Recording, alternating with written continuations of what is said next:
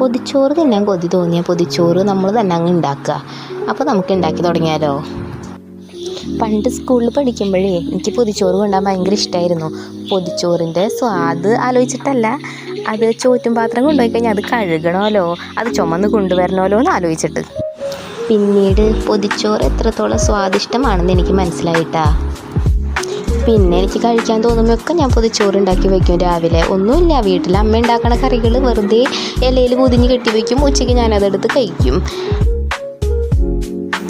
എൻ്റെ ചേട്ടായിയുടെ ഫ്രണ്ട്സ് വീട്ടിൽ വരുമ്പോഴേ ഞാനിത് ഉണ്ടാക്കണ കാണുമ്പോൾ അവരെന്നെ കളിയാക്കും. വെറുതെ ഇരിക്കണവർക്ക് ഇങ്ങനെയൊക്കെ ചെയ്യാം, എന്താ അല്ലേ എന്നൊക്കെ പറഞ്ഞിട്ട്.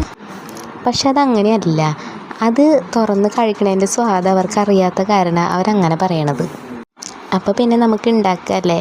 ഞാൻ ദേ ഇല വെച്ച് ചോറിട്ടു, കറികളൊക്കെ നിരത്തിയിട്ടാ. നിങ്ങൾ വീഡിയോയിൽ കണ്ടിട്ടുണ്ടാവും ഞാൻ ചോറെടുത്തത് മൺകലത്തിന്നാണ്. നിങ്ങളുടെ ആരുടെയെങ്കിലും വീട്ടിൽ ഇപ്പോഴും മൺകലത്തിൽ ചോറ് വെക്കാറുണ്ടോ?